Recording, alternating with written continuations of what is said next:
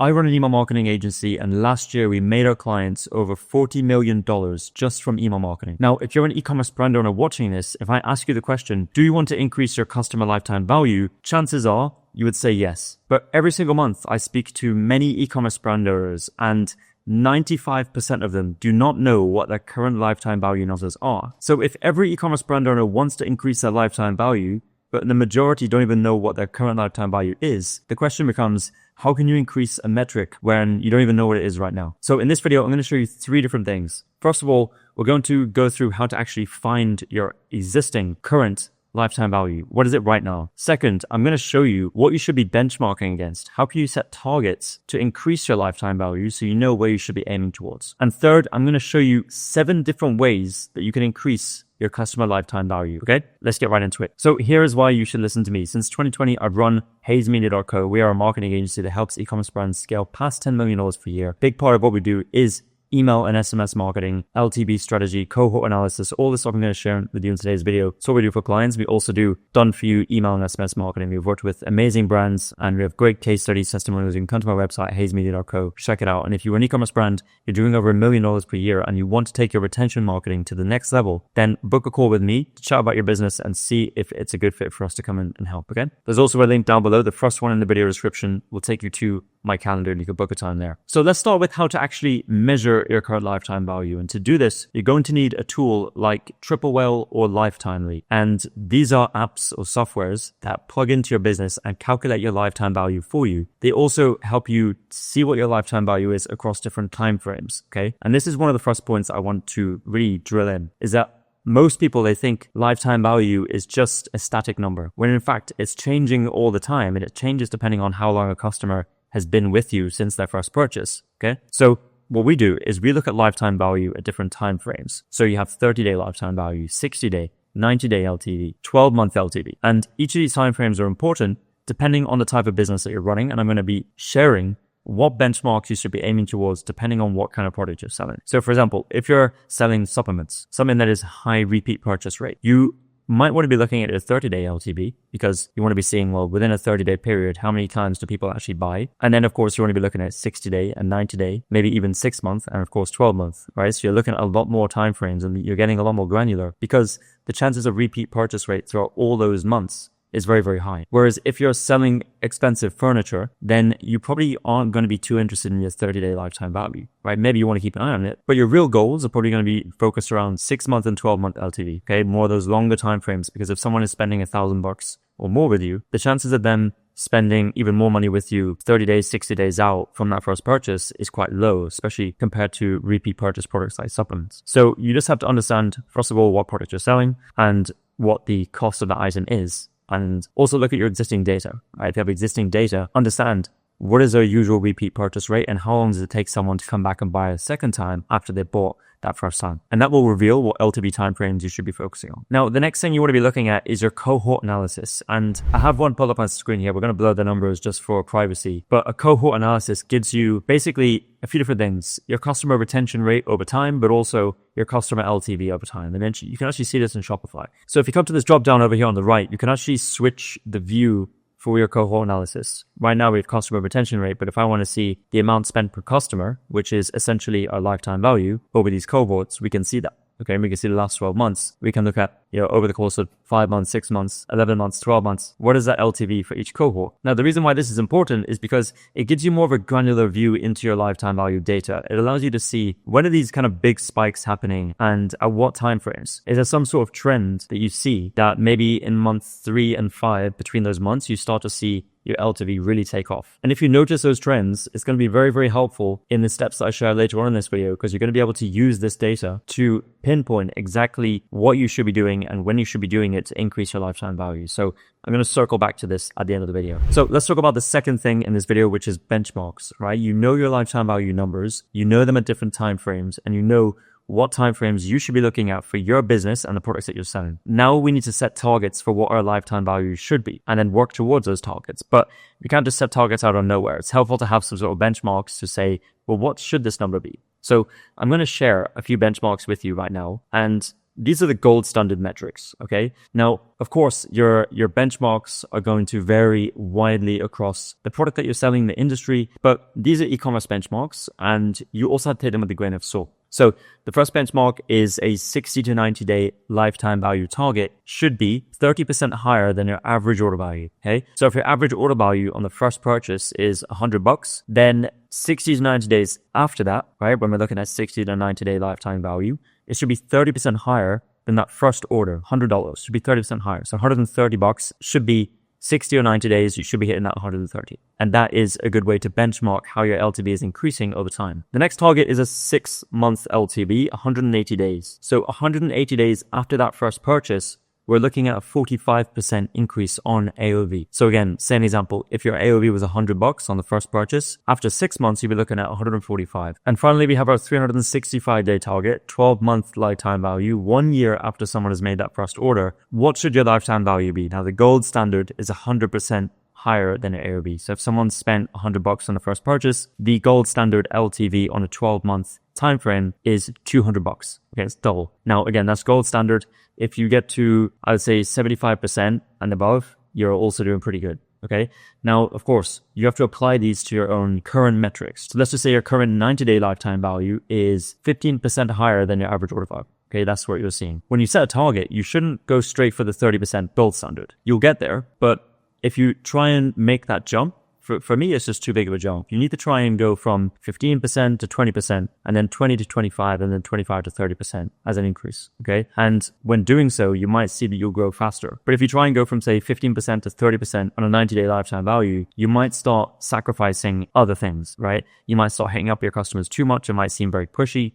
You might sacrifice a bit of brand for that lifetime value, and we don't want to do that. So the key here is obviously patience, right? And obviously, you have to be patient because you have to wait all these, like a 90-day cycle to see how that LTV is actually increased. And if you're setting targets for your 12-month lifetime value, you have to wait a long time, 12 months, to really see the effects of that. Okay. So it actually takes a lot longer to increase the LTV numbers on those longer targets for obvious reasons, right? Because you have to wait longer to get the data and optimize, and way longer to get the data and optimize. Okay. So start with the shorter time frames, and that's going to allow you to optimize your lifetime value faster. So now we're at the third and final part of the video, which is how do you actually increase your lifetime value? I'm going to give you 7 different ways that you can increase your lifetime value. And some of these things are things that we do for our clients to help them increase their lifetime value. And some of them are things that we recommend to clients so that they can do them themselves or with other teams. So first of all, circling back to the cohort analysis that we went through earlier, this is low-hanging fruit, because if you look at your cohort analysis and you see clear opportunities within specific month periods, and it's a trend where, okay, customers are buying more at month 3, then you can go and look at what you're doing at month 3. What emails are you sending in the post-purchase journey, right? Are you doing anything else besides sending those emails? Right? What's actually happening? Investigate it. And then what you want to do is you want to try and do more of it, and try and do more of it earlier, right? If you're sending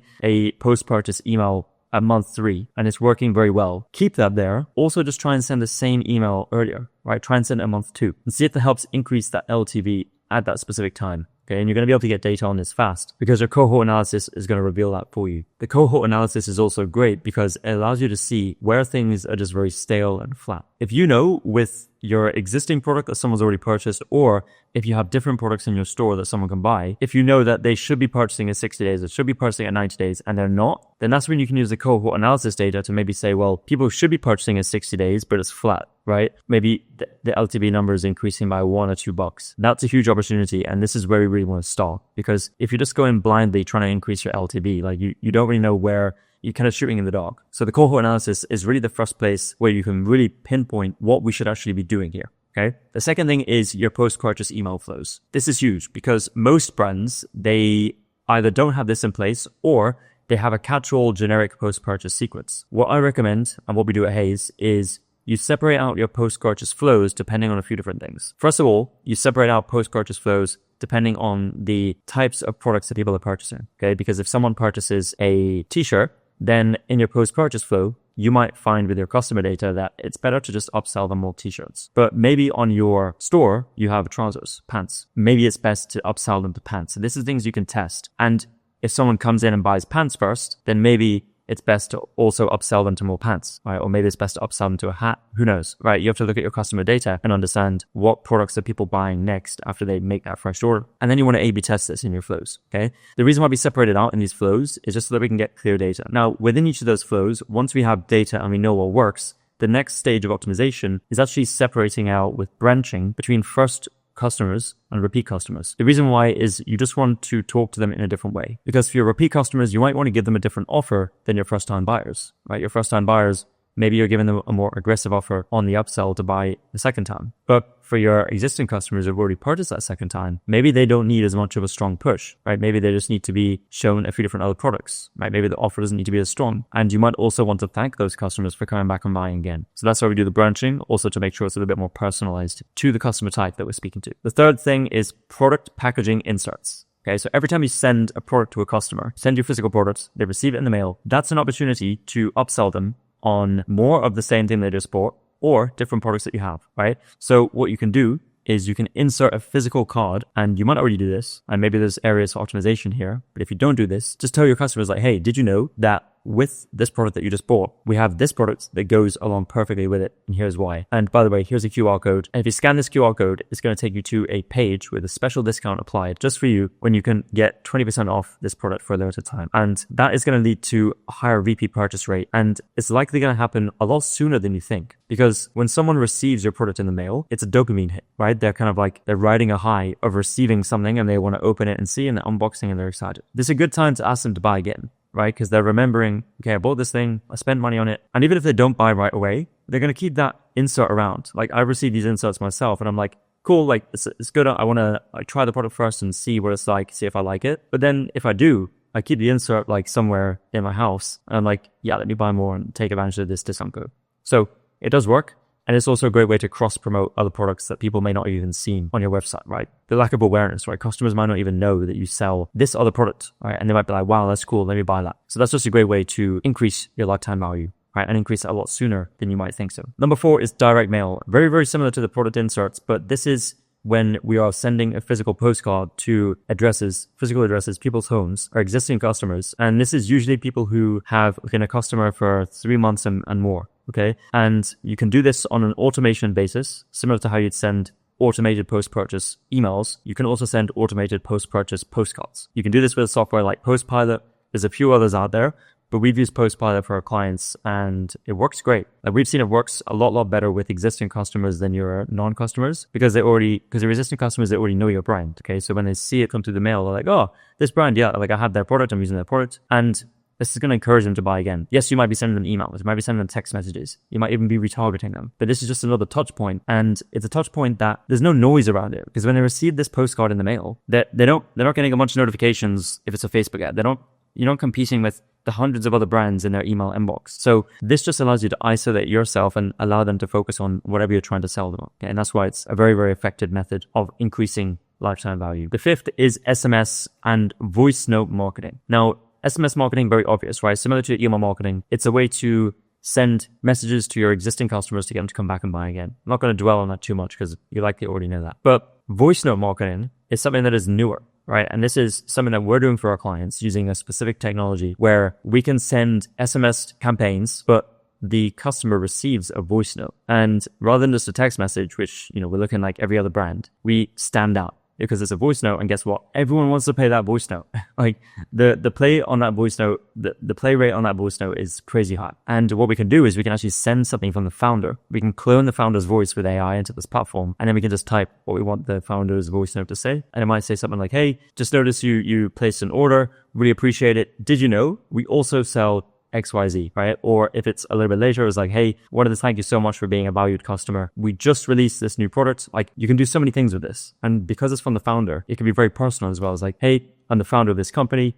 Wanted to reach out with a personal note," that kind of thing. This crushes, and I would definitely do it for your brand before it catches on and everyone starts doing it. Method number 6 for increasing lifetime value is to create a community for your customers. We have a few clients that have done this, and I've seen a lot of other brands do this very, very successfully. And it's basically you're creating like a Facebook group, a Discord, a Telegram, whatever it is, whatever suits your audience the most, whatever platform they're actually using on a day-to-day basis. That's the key. Just like a Facebook group, right? If your customers are already using Facebook, a Facebook group is a very natural place to have that community. So the community basically consists of existing customers, right? Only existing customers are allowed in. And if your product is one that has, transformations, right? Maybe weight loss, skincare, people can post their transformations and their stories and their results. What that's going to do is going to add a ton of social proof and reinforce the benefits and the importance of your product for your existing customers, which is going to get them to come back and buy it again. Just that alone. Not to mention, you can actually involve your existing customers in helping you decide on what new products to launch. New flavors, new colors, new sizes, completely new product categories, right? You can really understand the problems that your customers are facing on a very personal level.